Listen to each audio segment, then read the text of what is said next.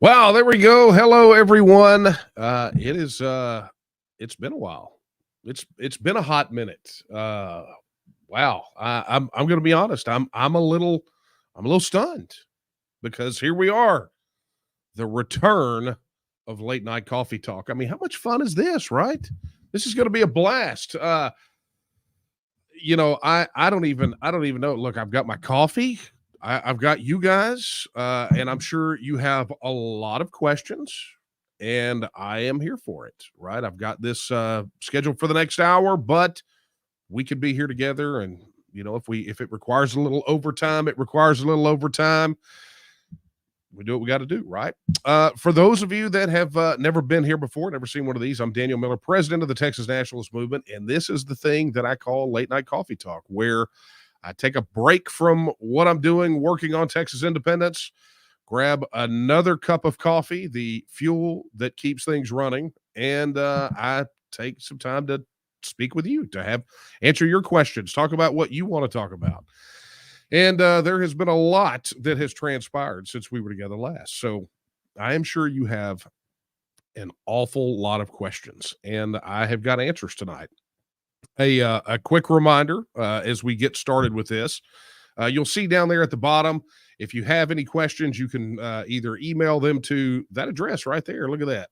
Man, I'm tracking it really well. You can go to coffee. You can email them coffeetalk@dtnm.org, or we are live streaming on our YouTube channel and on our Facebook page and on X. So you can drop them in there, because apparently they made that work, right? Where you can submit questions, chat, whatever it is over there on X, and I get to see it. It all aggregates in this one spot, and then we're good to go. So hopefully we're good to go. Somebody, I'm looking over here at the chat, somebody saying something about focus being bad. I think we look pretty good over here. Other than the fact that I think my glasses are a bit dirty. But anyway, rock and roll, guys. Let's go get this thing done tonight, right? So make sure you drop your questions in. Before we get started, I just want to say thank you guys so much for being so patient as we got ready for the return of late night coffee talk. You guys, just to help you understand what's happening, if you do not know, several months ago we launched the Texas News podcast. Okay, now if you don't know what that is, we post the episodes on our YouTube channel. They are also on the TNM News site, plus Spotify, Apple Podcasts, the audio versions. So you can get those at any time, and they drop right about once a week. And on the Texas News podcast, I talk about news of the day, important topics, interview some guests. Like I've got New Hampshire State Rep Jason Gerhard coming up quite soon. The one that drops tomorrow is going to be explosive about all this Russia garbage that everybody's talking about. We've done. I'm not going to spoil it. Look, just go back. There's some in there that not all of them are video. We started doing video a little bit later in the process, but there's one on there that is an absolute deconstruction of Texas versus white. So that's been for sort of, I mean, not live streaming, but video and podcast type things. That has been the primary outlet where I have engaged all these various issues. And what it did was it helped us deal with some of the scheduling challenges that we had with late night coffee talk. Those of you who remember late night coffee talk know that it was a once a week thing, and we tried to do it on the same night at the same time. And then things would happen, things would just jump off, and I would not be able to take a break, or I'd be on the road and be in a place where I couldn't live stream, although I did do some of them from hotel rooms. And so what Texas News became was the opportunity to still address those things on a regular basis, right, on a weekly basis. But what that meant was that if we continued to do late night coffee talk in the way that we did it, then it was going to be duplicative, right? So what we're doing is we're relaunching late night coffee talk, and it is going to be back to sort of where it was at the very beginning, which is an opportunity for you to ask questions. I have no notes, nothing. I've got a Sharpie. I've got access to my email. I can see the chat. Kara's in there working production. So if you have questions, We're gonna try to get to them, but we wanted to give you an opportunity to do the thing that we cannot do with the Texas News Podcast, to take some of these things that are on your mind, uh, decompile them, deep dive them, and do it in this live setting. So, for those of you who've been wanting this, I'm back. And as you can see, I'm still suited up because literally right before this, I did an interview with Scripps News. They have a TV kind of a 24/7 news outlet, and I got to tell you, it was probably one of the most ridiculous uh, interviews that I've ever participated in. You want to talk about the media putting their thumb on the scales? It was pretty horrendous. I'm not going to spend all this time trashing them, but it was pretty ridiculous. When they want to cut you off, and when you pin them on a point of logic, and they just basically call you a liar. There's just no redeeming some people. And at the end of the day, Scripps News Service, based wherever they're based, is irrelevant to us, right? Texans are going to get a chance to vote on Texit, and the Scripps News people aren't in Texas, so they don't have a say. So goody, and gumdrops. All right, man, look at those questions stacking up. How exciting. So let me do this before I get started. There's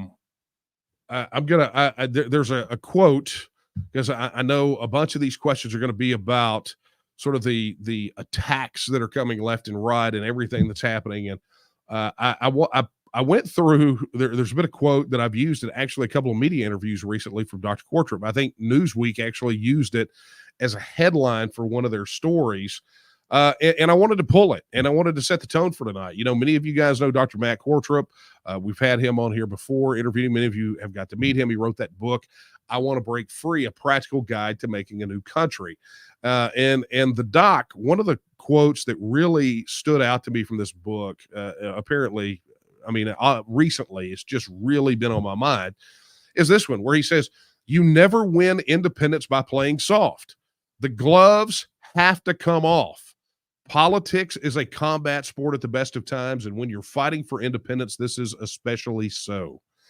This leads us directly on to the most crucial part of winning independence, the referendum. And he goes on to talk about the referendum. But I wanted to really tuck off into that, and I really wanted to set the tone. Guys, if you go back and look at any of my previous live streams or have heard any of my speeches, you will remember me saying that this is not a pillow fight, not by any stretch of the imagination. When the time came that they realized that this was serious, right? That they understood how bad of a position they were in, and how good of a position we are in to make Texas independent, they would throw everything, and I mean everything. They would call us everything but a child of God in an attempt to stop us. And you're seeing it unfold right before your eyes. It is pretty much what we expected. It's Project Fear. What we saw during Brexit, what we saw during the Scottish independence referendum, it is essentially no different. They only know one playbook, and they run with it. And honestly, that's what made that host over at that Scripps interview pretty upset, because when I pinned him on, he brought up the Social Security and federal pension benefit thing, and I pinned him on the fact that it's current federal policy. And he said, "Well, do you think the United States federal government is going to continue to pay those people?" I said, "Well, they pay it for people in other places. But what you're essentially saying is that the decision to let grandma die in a ditch is actually not ours, it's the federal government's." And oh man, he did not like that, not in any shape, form, or fashion. But so what? Sometimes you got to tell it like it is, and telling it like it is acknowledges that independence is a bare knuckle sport. You got to expect the opposition to throw blows, but you also have to be ready to do so as well. And so we're going in 100% on the truth, and we're going to club the opposition over the head with it repeatedly if necessary. We're going to expose them for every single lie that they tell, and we're going to go out there and tell the truth. That doesn't mean they're not going to lie. right? Doesn't mean they're not going to keep up this propaganda campaign. I mean, we're years out of the Brexit vote, and the Remainers are still moaning about their loss. So, it's going to keep up, but that's the price of independence. The cost of independence is, once you get it, there are always going to be a long line of people that want to take it away from you. So that's going to set the tone. So let's, I tell you what, let's start with some questions. This one's from the Crunch Bite on YouTube. They say, because I don't know if it's a he or she, because really there are only two options, so I just use the generic they. I'm curious about the website attacks. Okay, so for those of you who do not know, and I don't have a graphic for this, at least not one that I can get my hands on really quickly, we have been, even since during the petition campaign, many of you do not know this, but we have spent an inordinately large amount of time fending off attacks on our servers. I mean, it happens almost on a daily basis. And so we had some pretty severe ones during the petition campaign. They did not want us to hit the targets, right? They just didn't want it. Excuse me. And so, it's something that we face on a regular basis every day to a certain extent. Hang on.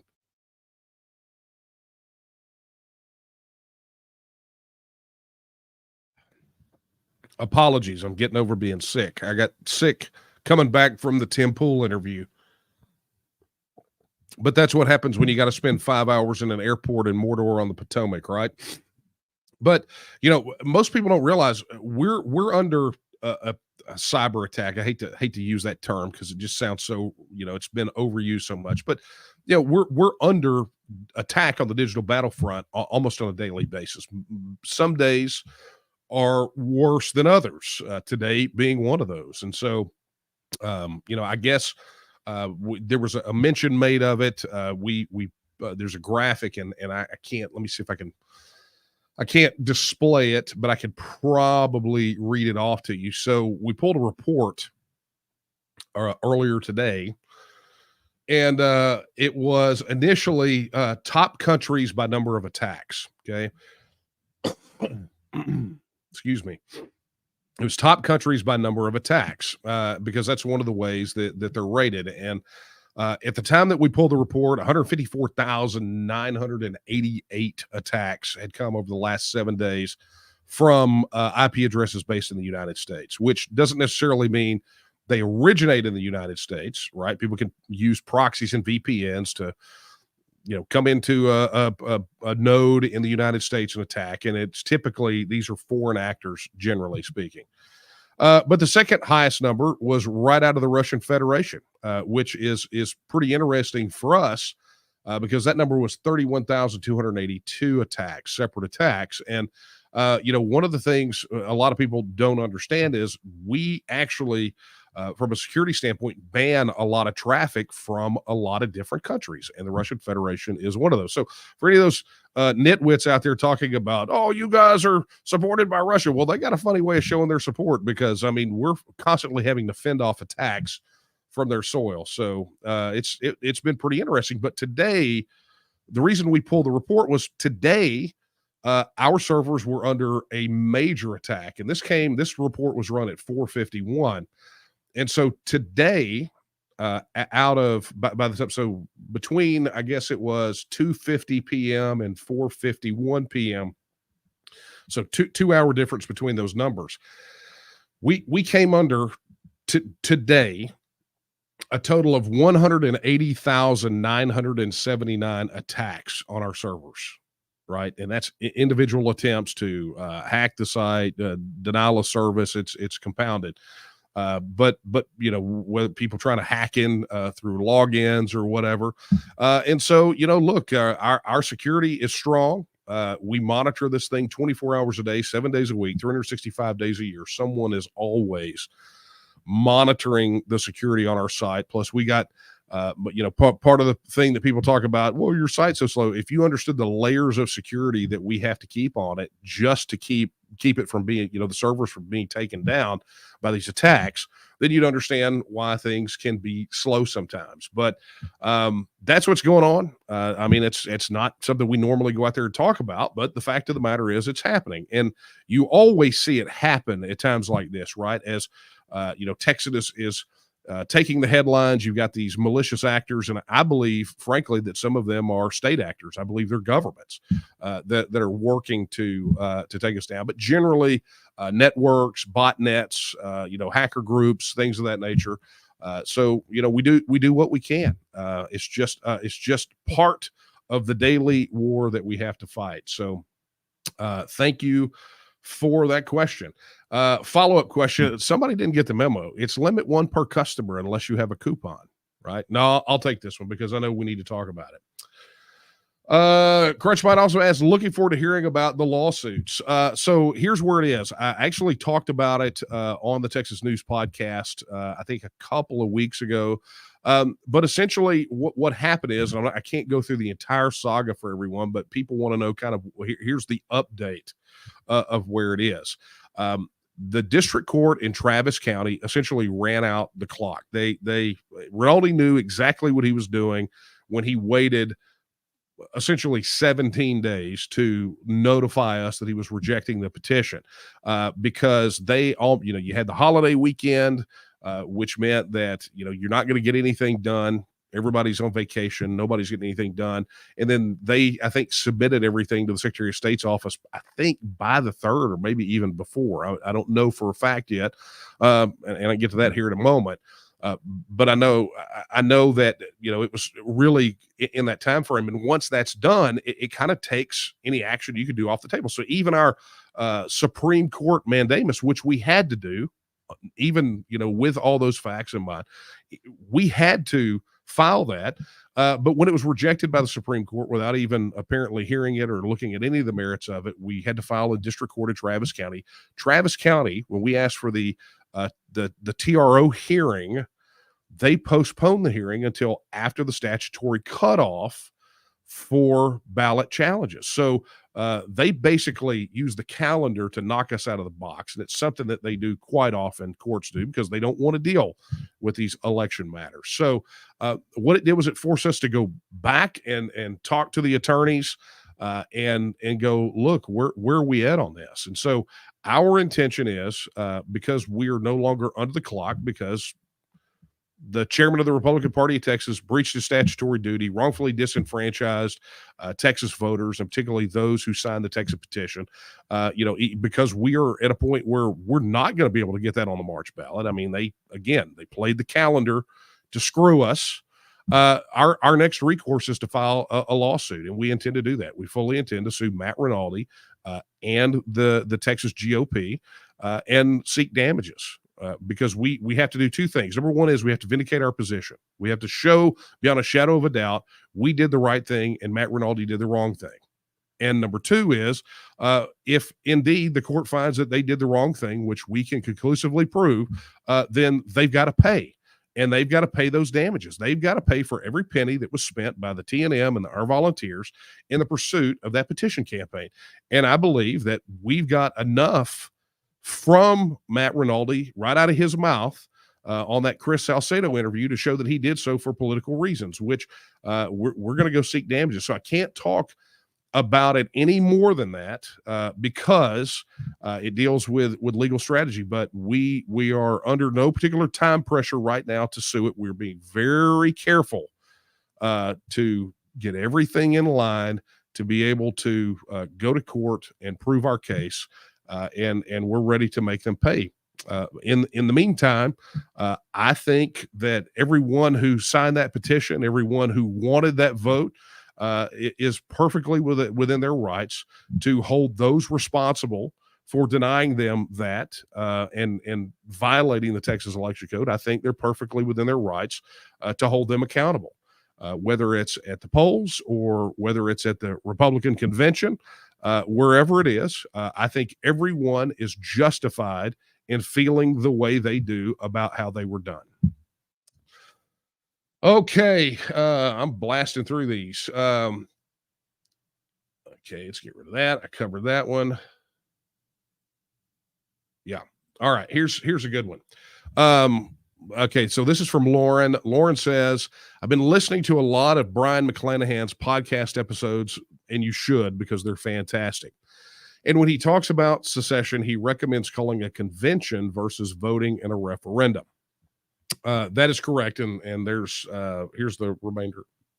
Why does the TNM advocate for a referendum versus a convention? And I will let me just go ahead and tell you, I respect Brian. I mean, he goes out there and he tells it like it is. I mean, I quoted him in the book.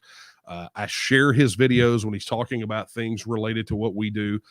We've actually put him up multiple times for the media to interview as an expert on the constitutional aspects of this to counter some of these desiccated husks of these third-rate adjunct professors from, Bug Tussle Community College, right?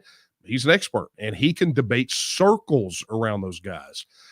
However, this is one point where we differ, right? And I think some of it is related to his primary focus related to the historical aspects of this. And Texas, while Texas is a part of that, there are some things specifically about Texas that I think apply. And this difference goes to this idea of a convention. And the question would be, who would call the convention? There is if you go look at one of the biggest issues that was had under Texas law and the Texas Constitution back in 1861, what you find is that it was how that convention came to be. And honestly, the convention that was called in 1861 was called using an extra legal process. Okay. And because it was called using an extra legal process, the validity, the legitimacy of that convention was in question. And it wasn't until Houston tried to head it off at the pass and call a special session of the legislature that the convention was legitimized, because Houston gambled that the legislature would be upset that their authority as the legislative body in Texas was being usurped. And therefore he would call them into a special session. The legislature would essentially say to the convention, okay, great, you guys have done what you're going to do, but now we have to act as a legislative body because constitutionally we're the ones that are supposed to do this. Okay.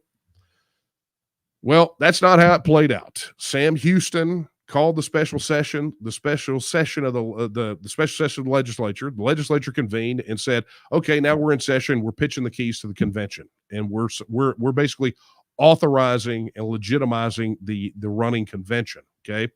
Now that wasn't the end of the story, because while Houston was vehemently against Texas withdrawing from the Union, he was not the only person that had concerns about Texas withdrawing from the Union via the convention process. And so to allay those, they utilize the principle that we have now in Article 1, Section 2. You have to understand, Article 1, Section 2, the wording in it has existed in some form in every Texas constitution since the Republic Constitution in 1836, with the exception of the Reconstruction constitutions. Okay. But he said Texas came into the Union by a referendum, and it's going to need to leave by a referendum. And think about it, from an Article 1, Section 2 perspective, if it's all political powers inherent in the people and it's reserved to the people as an inalienable right to alter, reform, and abolish their government in such manner as they may think expedient, there's only one way that you get the will of the people. And the way that you get the will of the people is by a referendum. That's how you can do that, because there is no mechanism within the Constitution, a document that is ostensibly ratified by the people themselves. There is no provision in it that says the legislature or the governor has the power to do these things. And frankly, I don't know that you want them to do it. I don't know that you want to leave that decision to them, because a legislative body, a delegated, if you delegate the power to withdraw to a legislative body, you have also effectively delegated to them the power to bring you back into a union. And that's not it. When it comes to altering, reforming, or abolishing your government, that's something that really should be left up to the people. So, you find time and time again, not just historically, but as we have moved on through the century of self-determination in the late 20th century and into the 21st century, you find that the legitimacy that is derived from a people's vote on independence is almost a necessity to be able to move and navigate in the world and establish legitimacy for your independence. So while you may internally recognize your independence by whatever process, having that process legitimized in the eyes of the entire world by a popular vote is extremely important. So it's one difference that I have with Brian on this issue. I don't believe a convention satisfies Article 1, Section 2. He may offer a differing opinion, but I don't find those two things destructive to the fact that the things that we're saying overall. I don't find this difference is something that is disqualifying for everything else that's being said. Okay. Let's go on to the next one. Man, these are great questions tonight, man. Y'all are filling up the queue. Thank you. Let's see here. General Grant, interesting name. If Texas becomes a nation, would Greg Abbott be president? I don't know. Do you think the people of Texas would elect Greg Abbott as president? If you look at what happens with independence referendums, you get an average voter turnout of about 85%. And those people stay engaged during that process and throughout the remaining parts of the process. And so the question you have to ask yourself is, do you think the people would ultimately vote for Greg Abbott when he will probably come out, when it goes on a ballot, he will probably come out against it? And will those same people that vote for it in enough quantity to vote Texas to become independent, do you think they will cast a ballot for someone as a president or a leader or whatever Texans decide to call it post-Texit? Do you think they would cast a ballot for someone who stood between them and Texas? I don't know. That's going to be a very interesting exercise to see if people would vote against their own self-interest. I don't see a scenario where Texans in that quantity, in that number, will vote for someone who stood against it. So I think it really depends on, number one, if Texas on the other side of a Texit vote decides to amend their constitution and refer to the chief executive as a president, but also to see where Greg Abbott falls on this issue. Ultimately, if he remains as governor, he will have to authorize the legislation to make that happen. But that doesn't prevent him from going, look, let's put this out there. Let's get a vote on it. Let's be done with it. And by the way, I'm against it. But that also doesn't preclude that he would come out and say, I'm also for it. And so it's going to be an interesting thing to see how it unfolds. But no, it's not anything that makes it independent, because Texit is a process and not an act. There is a vote for Texit, but that vote is not Texit. It is a vote to kick off a process of moving Texas toward its ultimate status as a self-governing independent nation. Thank you for the question.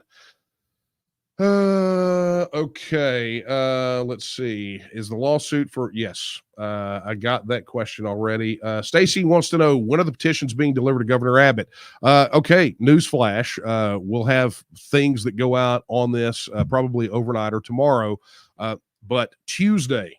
So let's just all get on the same calendar here. Tuesday, which is February the 13th at 11 a.m., I will be making a trek to Austin to deliver the petitions to Governor Abbott's office, because we've already sent the letter. We've already said they're coming. They're literally sitting right over there, and I will be taking them. Maybe we'll have a little bit of a presser outside of the office, but at a minimum, I'm going to go deliver them. And we'll have some other leaders in the TNM there as well. And if you would like to come there to show your support, I think that would be great. We would appreciate it. There's not going to be some rally, right? We're not going to have a big hoorah. There's not going to be any of that. It's going to be go to Abbott's office, deliver the petitions, answer questions from reporters, and then book it right on back, because we got work to do. But we're going to get those to his office February the 13th at 11 a.m. And that's right there at the Capitol. So there you go. Now you know. Okay. Uh, anyone who knows me knows why I'm laughing at this question. When Texas becomes independent, will you run for Texas president? No, I will not. I have no political aspirations beyond getting Texas to become a self-governing independent nation whereby I can go on vacation for the first time ever and take a break because I'm not going to watch Texas swerve into a ditch after the independence vote. But aspiring to higher office, look, there's one thing that is abundantly clear, is that the things that I have to say and the things that I have to do are not conducive to achieving higher elected office. And that's just not my bag, right? There's a mindset that it takes to get independence, and then there's a mindset that it takes on the other side of it to govern a nation. And those two are not always compatible. So I have zero aspirations for that. Zero. Let me make it clear. Zero. None. Not interested. Go draft somebody else. Okay. All right, here's one. We need to get rid of Dade Phelan. What do you think of his challengers? David Covey's getting a lot of attention. I think he is the front runner. This is from Ann. Ann, I would suggest going and looking at taketexasback.com, right? That's where candidates that have pledged, they don't pledge Texas. Okay. I saw that idiot Joe Poyman from Texas Alliance for Life. I don't know. I think he figured out a way to get around the child lock on his social media.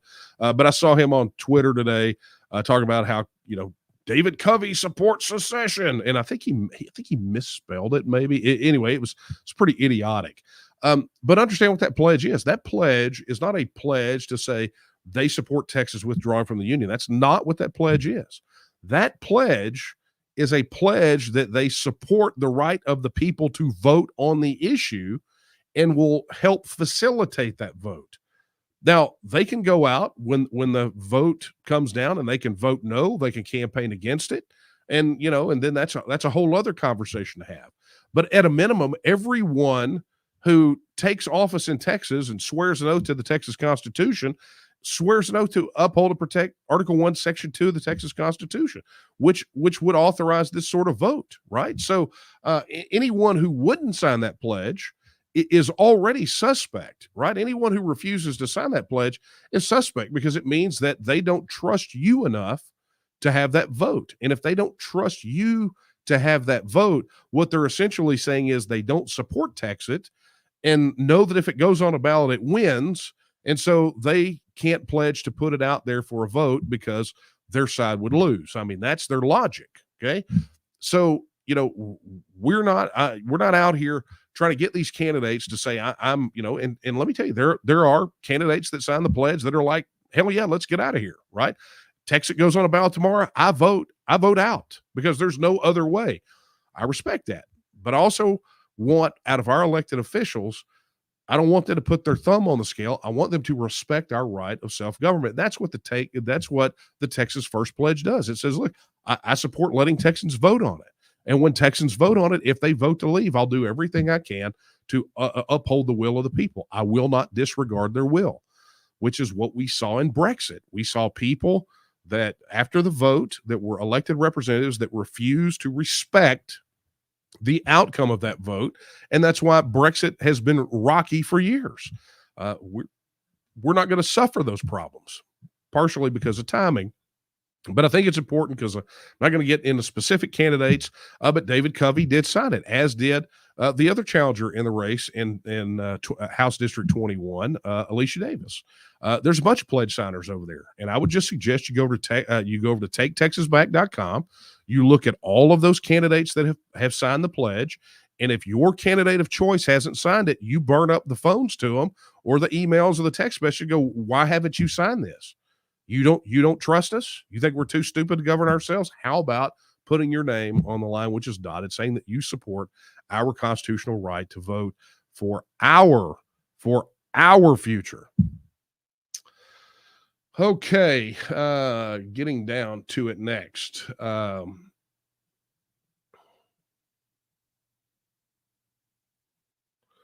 Let's see here. Same person, different question. Did you get a bag of coffee from Tim Pool's coffee company? Just curious. I did not. I did not get a bag of coffee, and I desperately needed it. That thing came together in no time, right? It was, it'd been a very long day already. I had to be up at like 3:30 a.m. the next morning, for 3:30 or 4, whatever it was, for an early radio hit.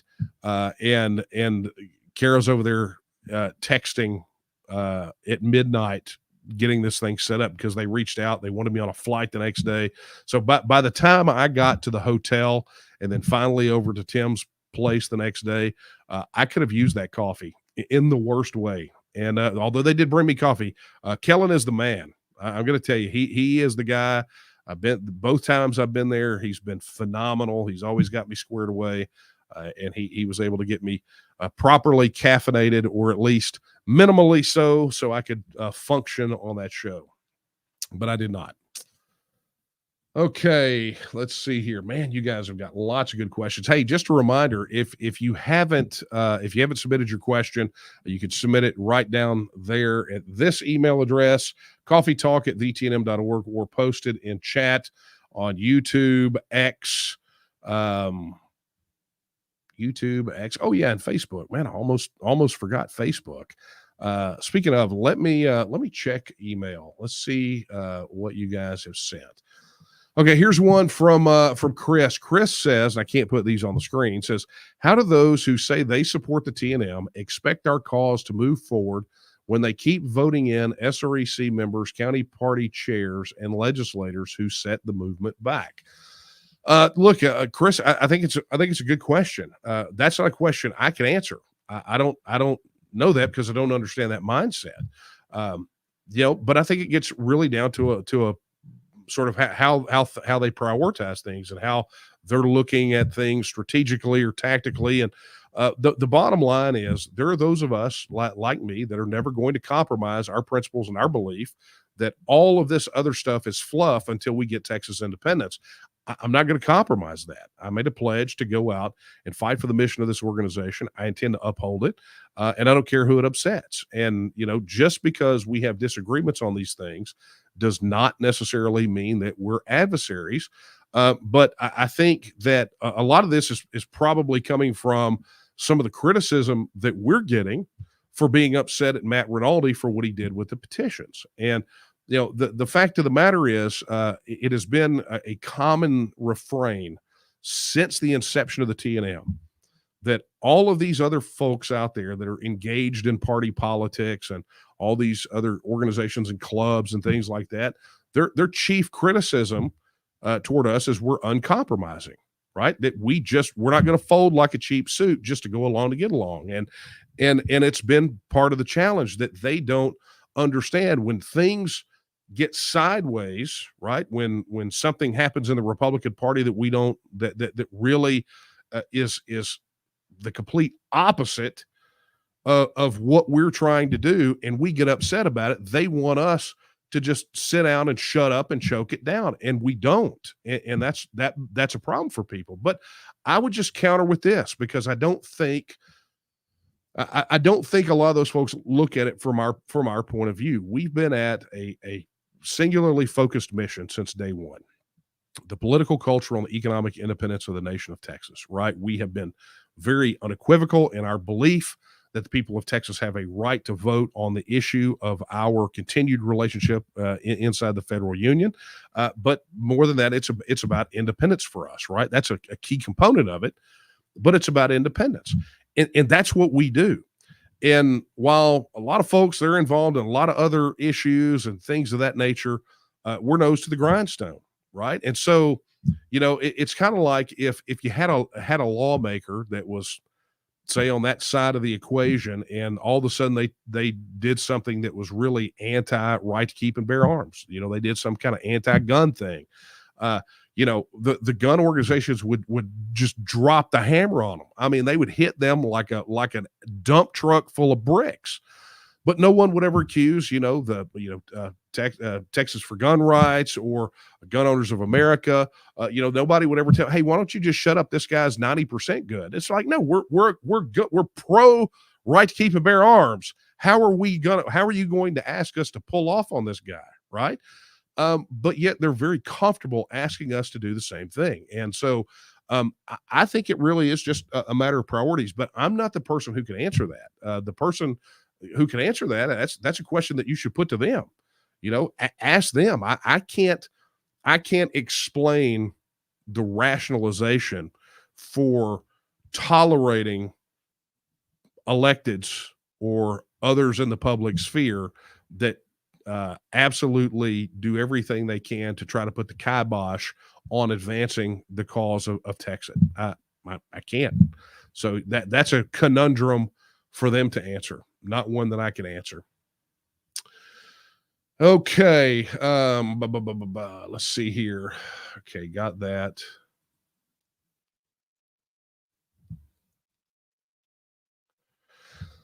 Okay, so this question's from Bill. It comes in via email. He says, I recently watched Chip Roy give a speech where he said, when will Texas decide we no longer give our taxes to those who are actively doing us harm?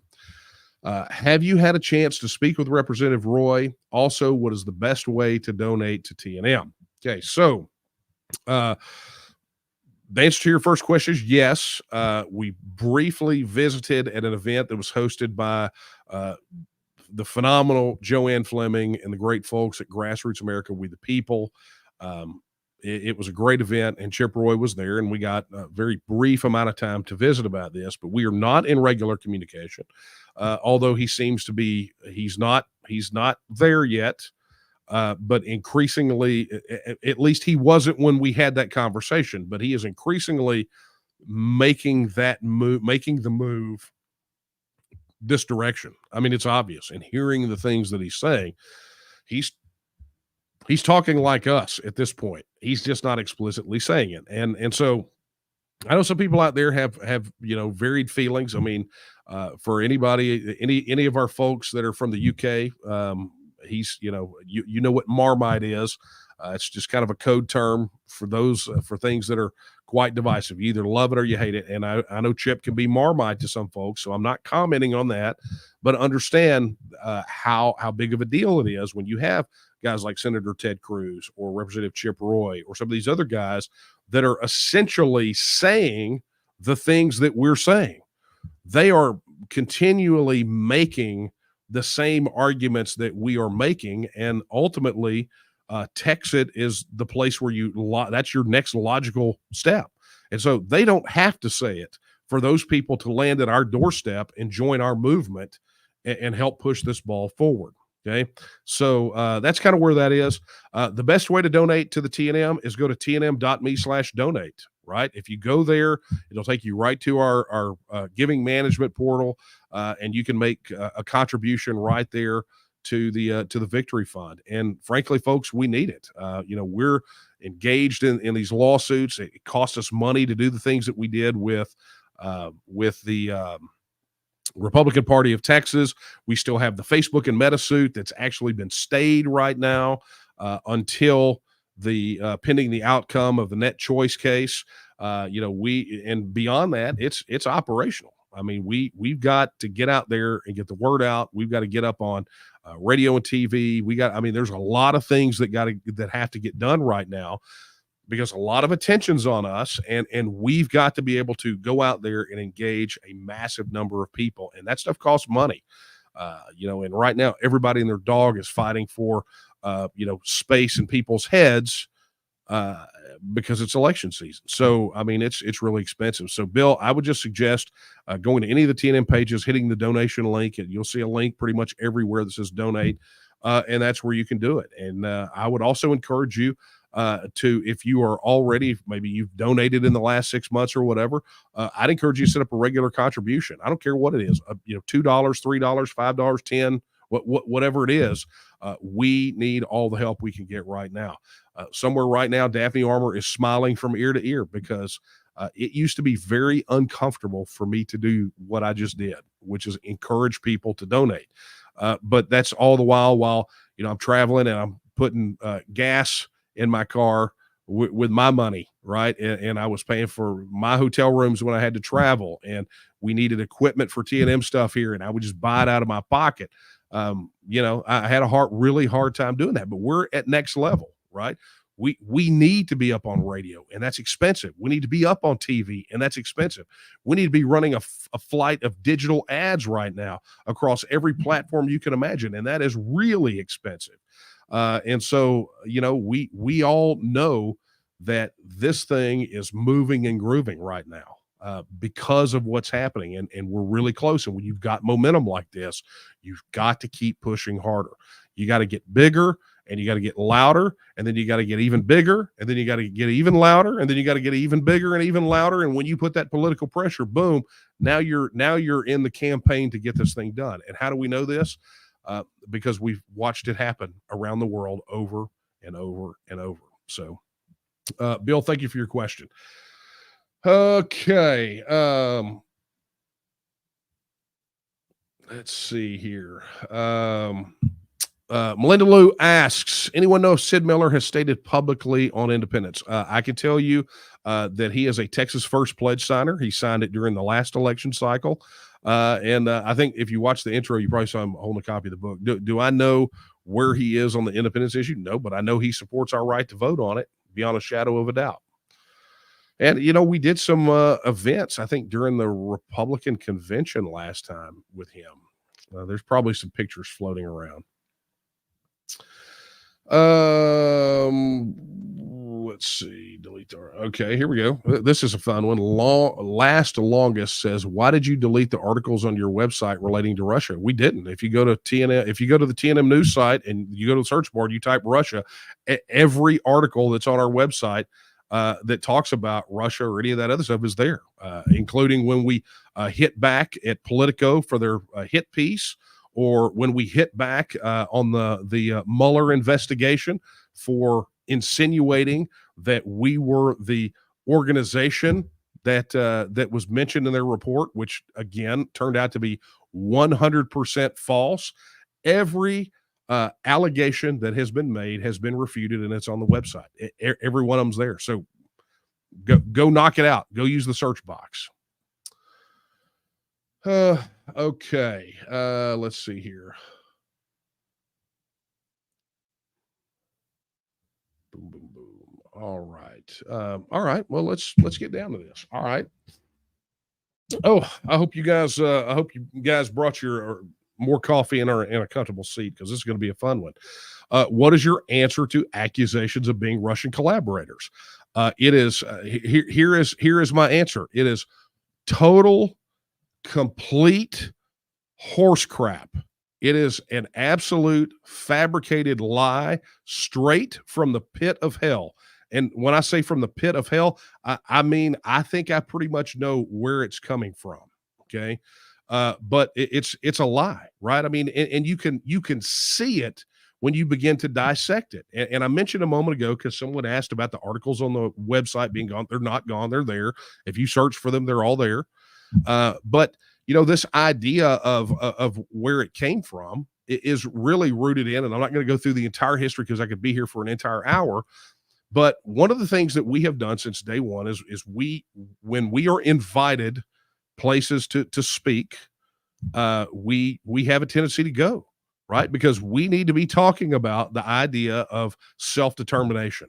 And that includes here, right? I mean, I speak to organizations all over the place here, not just in Texas. I've been in other states to speak on, to educate people on what we're doing here in Texas, but really to uphold that fundamental right of self-determination and the right of self-government. And so, we've been invited to conferences internationally in Scotland, in the UK, in France, in Italy, in Brazil. I mean, I spoke in New Hampshire. I mean, if you want to consider that international too. But I mean, we've done these conferences. We've been invited to these things, and literally it's the same thing that we say every single solitary time. As a matter of fact, Nate and I participated in a virtual academic conference in France, which there's an article on the website about that just recently, where the academics there at one of the universities held a virtual conference where they wanted to talk about the idea of self-determination, and they wanted to do something unique where they brought together both academics and practitioners. And so we were there. Nate and I both presented. The Bob Byrd from the Alaskan Independence Party presented. So we were there kind of representing the practitioner aspect of it. And then you had academics that dealt with issues like the medieval concept of a nation state, or the particular situation in Nagorno-Karabakh, or things of that nature. Okay. So this is not an uncommon situation, but we got invited, all before all this Russia collusion crap broke with Trump and everything else. We got invited to participate in a conference in Moscow from an organization called the Anti-Globalization Organization, which on its surface sounds rather benign. And it actually kind of, the name of it kind of tracks with something that we've said, is that the, nationalism, like Texas nationalism, is the actual counterpoint to globalism. Okay. So we did with them like we do with every other conference where they or speaking engagement. We ask, do you cover lodging and travel? And particularly when we have to go far, that's expensive and we're not made of money. Okay, so we ask those things. So they invited us. They provided us with a list of speakers, and then they said, "Yeah, we cover lodging and your travel." Cool and the gang, we're there, right? So we go. Come to find out, it was poorly organized. The attendees were not the people that they said were going to be on the list. It was a bunch of fringe weirdos from organizations around the world. I mean, there's a couple of legit folks there, but beyond that, it was pretty ridiculous and shoddy run. They invited us to their next conference. We agreed to participate in that, given certain conditions. Those conditions were that we again get to see the list, and we get to this time actually see the final list before we would commit. They provided it to us. Second conference, they covered lodging, they covered the travel, and then we went, and it was a disorganized mess, and it was the same situation, and that was it. We never talked to them again, right? But all of a sudden, this reporter decides that he's going to use us as the test case to, I guess, prepare for this Russia collusion story against Donald Trump, and concocts this story like we got paid to go, and like we're getting funded by Russia, and making it sound like Vladimir Putin is flying a helicopter over our house and showering the house with rubles. And it's all BS. It was all a lie. And we rebutted it. Right? We came out and we responded. We demanded retractions and corrections, and they shot us the middle finger because that is not what they wanted to hear. They didn't want to hear our side of the story. So like when you see these clips that people have going, well, Miller admitted that they're accepting money from Russia. No, that's not what we said. They covered lodging and travel. So we didn't have to cover it out of pocket. Things that we asked for. If I travel up there to the Panhandle to speak to a civic organization, that's one of the questions. If you want to know, go look at our request to speaker page on the website, where we specifically ask these questions. Do you cover lodging? Do you cover travel expenses? Right? I mean, so that's what this turned into. So they took this lie because Politico, and I think Quartz was another one of them. They did not print corrections or retractions. They didn't print the rebuttals.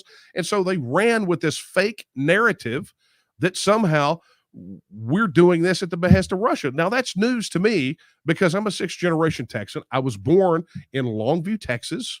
I have my birth certificate I can show you, but, and I've been doing this since 1996, but somehow now is when we're doing all this crap at the behest. And it is absolute 100% horse crap. It is a damn lie. And let me tell you something. We have refuted repeatedly the details, the purported details of how everything transpired and how the whole 9 yards. We've refuted it time and time again, but they continue with this freaking narrative, this stupid lie. And I'm telling you, I'm tired of it. I'm tired of them being a punching bag, and I want to show you just how utterly ridiculous it is. Like just today.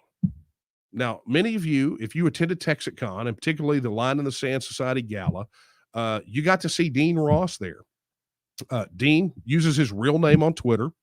You got to see him give a speech.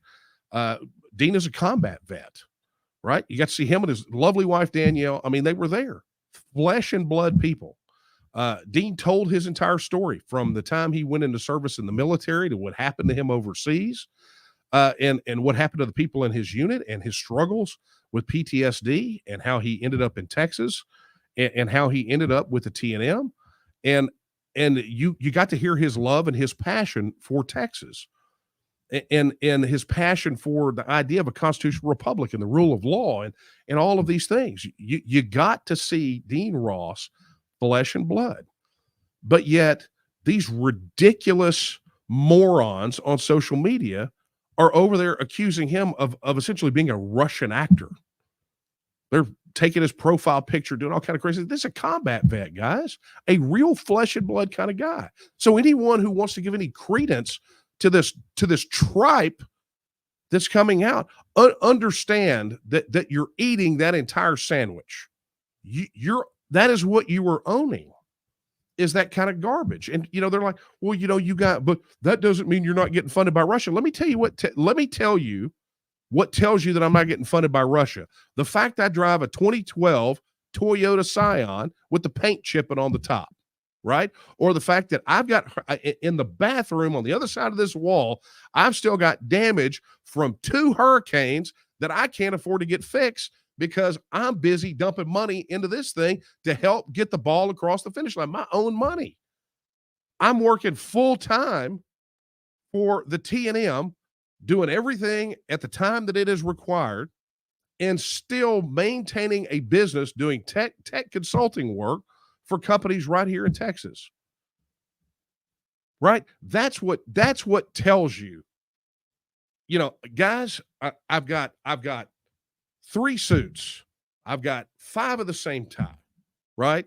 And I got them off Tie Bar, right? I'm not going down here to the haberdasher and do anything fancy. Right? That's just it. It's just such BS. It's such a lie. And the fact that anyone would believe these knuckleheads is just beyond the pale. Right? And I'm gonna tell you this. And I'm gonna do this because I know we're running overtime. But here's the thing. I came across a report because if you want to understand, I think where this is coming from, I came across this report from Oxford University. It's called Country Case Studies of Industrialized Disinformation 2020, the Global Inventory of Organized Social Media Manipulation. Now, I want you to remember that their big thing is anybody who is a Texit supporter that is supporting Texit publicly on social media, they are referring to as a bot or a Russian or foreign agent, okay? But when you look at this report from Oxford, they actually went country by country. You have to get to page 400 and something before you get to the section on the U.S. And I'll tell you, the reason I've got this here is because I was already working on a presentation for this, okay? But here's the thing. So they get down to the U.S., and this is what it says. One of the first systematic and organized efforts of computational propaganda can be traced to 2011 when DARPA, right, that you know who DARPA is, they're the defense contractor that does all the experimental stuff, set up its social media and strategic communication program. It's SMISC is what I call it, with the double aim of detecting and conducting propaganda campaigns on social media. Research has also been undertaken by other organizations under the remit of the Department of Defense, such as the U.S. Air Force Research Laboratory. Most of these operations target foreign audiences with the U.S., now this is important, with the U.S. Smith-Mundt Act prohibiting public diplomacy with diplomatic audiences. Now, don't you like that? They call it, hang on, what was the term again? Public diplomacy, right? When they're dealing with, but it's basically propaganda campaigns aimed at domestic audiences. They said it was prohibited. It says, however, the Smith-Mundt Modernization Act of 2012 overturned this provision. And it says it is unclear whether domestic audiences have begun to be targeted as well. Well, you know what? Guess what? Yes. If you think they removed the prohibition so they couldn't do it, then you probably need to go have your head examined. But do you find it coincidental that when the federal government, policing itself, removed its own prohibition against the military and the federal government propagandizing domestic audiences was removed, that all of this Russia collusion crap about us started ramping up. I don't think it's a coincidence. I don't, especially when you go further into the report. Like, here's one of the strategies they used. Another strategy was an elaborate false flag scheme whereby thousands of Russian-looking accounts began following Moore on Twitter. Talking about Roy Moore, which I don't know if you guys know, he's Alabama Supreme Court justice who ran for Senate, but said began following Moore on Twitter, causing the illusion of a more Russian amplification botnet. So it was literally used. This propaganda was used to make it look like Roy Moore was being propped up by Russian agents on social media. And it goes on and on. Look, here's a chart. Organizational form and prevalence of social media manipulation in the United States. Look, here's a list of government agencies that actively engage in social media manipulation. The SMISC program, right? Social Media and Strategic Communication, DARPA, U.S. Air Force Research Library, U.S. Special Operations Command, the Global Engagement Center. Politicians, Democratic Party. I mean, this report exposes all of it. And what's more, one of their tactics that was cited in this report, smear campaigns. An additional strategy being used in the U.S. is the promotion of smear campaigns to tarnish specific individuals, because some people are going to say, wait. You know, some of those are just organizations that are engaging in it. And granted, that's true. But listen, for example, a reporter and an editor at USA Today were targeted in an online propaganda campaign because of their investigations of Leone Industries, the Pentagon contractor in charge of info ops in Afghanistan. Right? So it's like, oh, well, here you go. A minority owner of the firm admitted to having set up the smear campaign. Really? Well, I wonder what gave him the idea to do that. But really, if they weren't using it, I want you to think about this. It says right here, here's their organizational capacity. It's evident that federally sponsored computational propaganda projects have very high budgets. As such, the SMISC program set up by the Department of Defense in 2011 received $50 million in funding. In 2014, the government spent $760 million to hire private advertising firms. From marketing research to opinion polling, which we know that's push polls, to message crafting assistance. You get on further. Operation Earnest Voice, coordinated by the U.S. Military Central Command, is reported to have received more than $200 million in funding since its inception. And then here you go. The software it developed, contracted for $276 million US to Intrepid, allows for posting from different accounts covered by a VPN to randomize location and avoid detection. You think that that's not being used to propagandize? And let me tell you something. I don't think it's a coincidence. I don't think it's a coincidence that so many of these things, I mean, you look at these accounts that are hammering all of you Texas supporters that are hammering us. Go look at it. What do they got? Well, they've got, maybe they're brand new. They followed a bunch of people, but have got no followers, or they've got sort of that equal balance. They may look authentic, but these guys have the ability to log into multiples to avoid the inauthentic content or inauthentic behavior, I think is what they call it. And so, I think it makes you question this, really, while they're smearing and trying to say that somehow we're on the take by the Russian government, maybe these people are on the take. Maybe they're being paid by the federal government. And I'm not saying all of them, right? But I'm saying maybe ones that are originating and coordinating this, because ultimately you can put something out there and you can get just about anybody to retweet it or get on board with it. So my question is it I think it's probably more likely that what you're seeing is an operation being conducted by a state actor based in Washington, D.C., than it is. I think it's more likely of that than we're some sort of Russian disinfo op, because frankly, we've got a history that goes way back before any of this crap ever started. Look, I'm not interested. You guys want to go have a debate over if Russia is right or Ukraine is right. That's not my fight. I got no dog in that hunt. We've got a southern border that is collapsed intentionally by the federal government, right? We've got a spiraling debt, a federal debt somewhere in the neighborhood of, where are we at? $34 trillion. I've got a federal government that is so dysfunctional that all they want to do is continue to centralize powers in their incompetent and incapable hands. We got more than enough on our plate here to deal with without worrying about all this other crap, right? So I don't care. I don't need support from other countries, and I don't want it. You go back into, I think it was 2016, when Jean-Claude Juncker from the European Union came out and said, because Donald Trump said he was a fan of Texas, all of a sudden Juncker comes out and says, well, maybe we'll support Texas becoming independent. We told him, great. Don't need you. Don't want you. Don't give a crap. You got no dog in this fight. The real war here is for the people of Texas. Those are the people we're trying to talk to. And what we're trying to do is put facts out.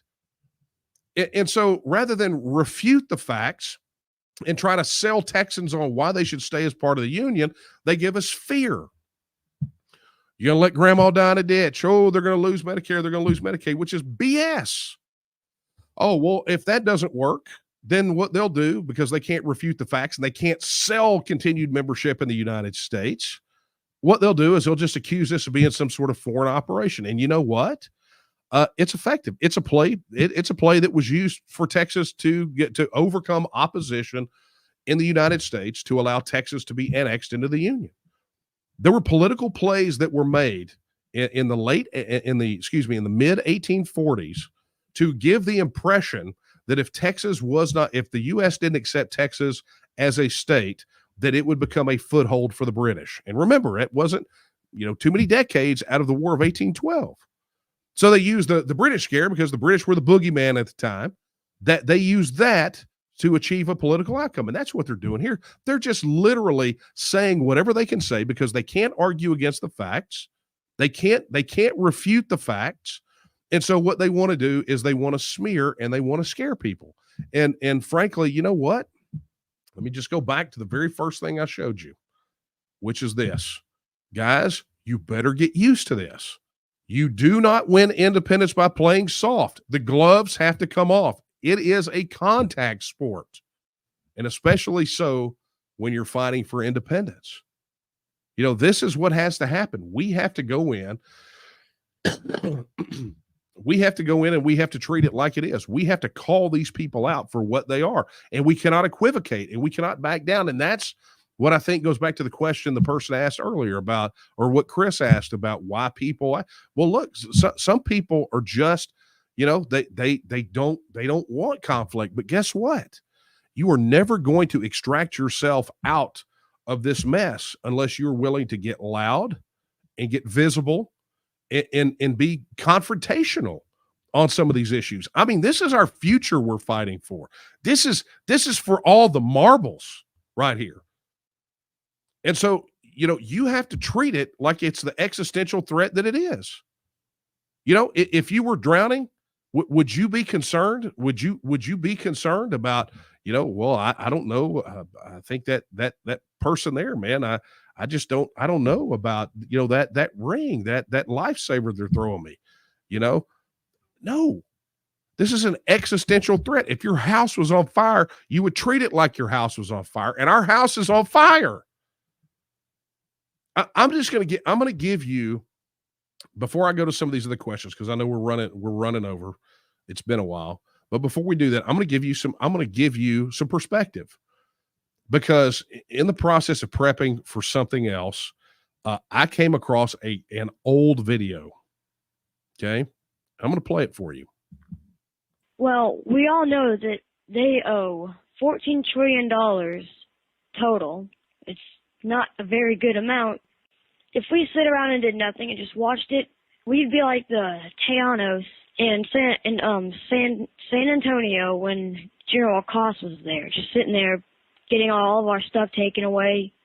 Instead, these people, which is what we're trying to do right now, stood up for themselves, said, this is enough. It's time to end this. Your generation got us into it, and y'all need to try to get us back out of it. We used to be a good nation, and then they started to collapse. If this keeps on going, The future, well, let's just say there probably won't be a future. What we're trying to do is trying to fight for our independence. And I just want to say, if a 13-year-old can get it, then you can get it.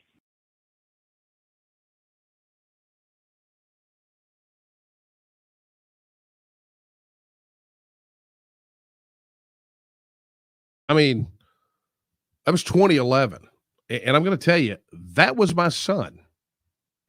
And I had a conversation with him. I mean, he's older now, obviously, because that's how time works.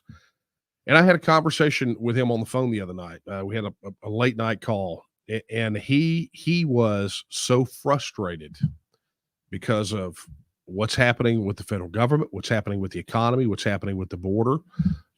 I mean, he's a blue collar worker. That's the direction he wanted to go, and I applaud him for that. But he is so frustrated. And I want you to think about what he just said in that video. In 2011, at 13 years old, not coached, it was on a radio program, and they fired up the mic and they asked him, and that's what came out of his mouth. The fears that he had in 2011 are today's reality. They're today's reality. And so when people say that they want to equivocate and they want to, we just need to give it. You go back and you tell Andrew in 2011 that, no thanks. Sorry, it's inconvenient. Oh, I'm sorry.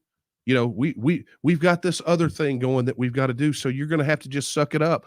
You go back and tell him, go tell my son that his future didn't matter, because apparently to some people it didn't. And it's one of the reasons that I get out here and I fight for this every single solitary day. I never forgot that interview. I forgot that we had reduced it to a video, but I never forgot it. And I never will.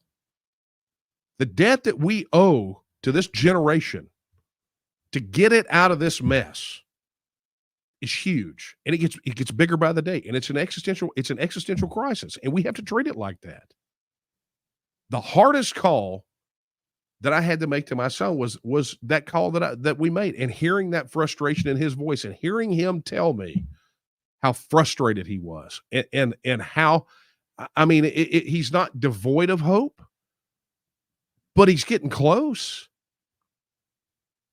And just remind him that the whole time he was growing up, that all of this stuff that's been going on, where his dad was gone to go speak to a group of people at a daggum Golden Corral, or getting on the media and getting an interview, and then all hate mail and death threats and all this other kind of crap. I had to remind him. I said, look, you know that was for you, and son, I'm trying. So forgive me if I get a little intolerant of the wishy-washy, but understand, this is a bare knuckle sport. The opposition is going to do and say anything they can to maintain their power structure. And frankly, you got to be able to withstand it, and you got to be able to combat it. And so I want you to leave here, at least in this, with a renewed sense, and understand that, back to this person's question, yes, 100%, we refute every bit of those lies and propaganda. 100%. And we're on a mission right now. I mean, the lawyers are tuned up for all kinds of stuff, so who knows what may come of that.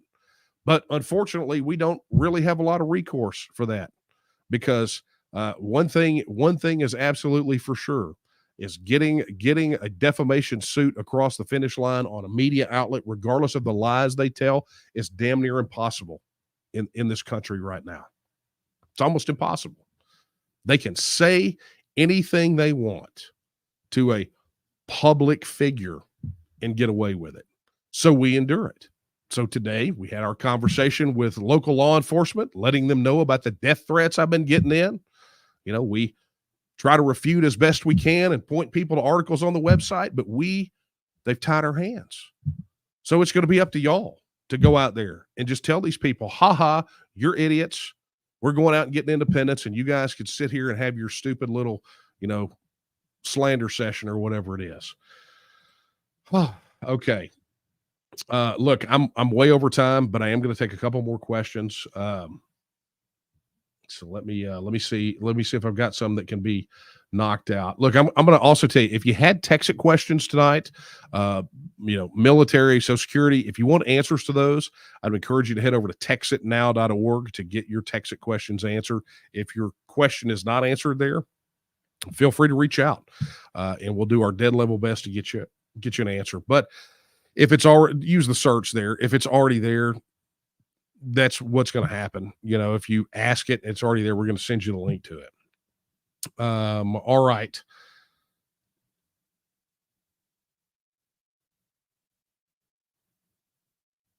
All right. Here's this one, and then I'll check your email one more time. It says, if Texas secedes, how will our roads and federal highways, since TxDOT gets all of their money from the DOT? That's not true.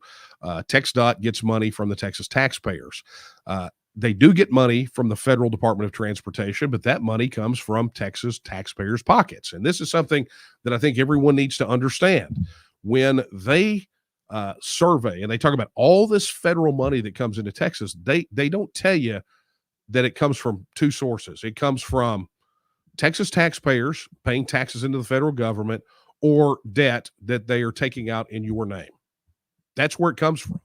And when you take those federal pension benefits out of the equation, because anyone, if you collect federal pension benefits, you can live anywhere. That is current federal policy, right? But when you take that out of the equation, what you get is that Texas overpays $103 to $160 billion annually into the federal system. That comes out of your pocket, goes to the federal government. It gets, sucked away into the federal bureaucracy or redistributed to these, borderline failed states throughout the United States, probably one of those states whose governor didn't side with us on the border, right? And then it comes back to us with strings attached. And so when people say, well, what are you going to do? All that money comes from DOT. We had this knothead get on there on that interview on Scripps and say, well, a third of your budget comes from the federal government. Well, yeah, but at first it came from our pockets. It came directly from our pockets. And so, the thing that I talk about all the time, the analogy that I use, it's like going to a doctor, the doctor drawing all the blood out of your body, spilling 40% of it on the floor, pumping the rest into your body and saying, there, you wouldn't be alive without me. It's ridiculous. How about we become independent and we keep all of our money here and then we spend it according to our priorities, right? We fund a military how much we want to fund a military. We protect our border as much as we want to protect our border. And let me tell you something. We're the 8th largest economy in the world. You get the federal government and federal regulatory accumulation out of the equation, and Texas is going to probably be the 5th or 6th largest economy in the world. We are going to have the most prosperous economy that you could ever imagine. It is just insane when people think that somehow we can't live without the federal government. What in the world monetarily is the federal government doing for you other than turning on the printing press and deflating your dollars? What are they doing? The answer is not a lot. They're robbing from you to give to someone else. So, folks, like I said with that guy in his Social Security question, on that interview I did before this, and he's like, what are you gonna do? How are you going to guarantee that all of those seniors receive their money? It's like, look, buddy, you can't tell me that they're going to receive that money by staying in the federal government, because even the federal government is projecting that they won't be able to meet their federal pension benefit obligations by 2030.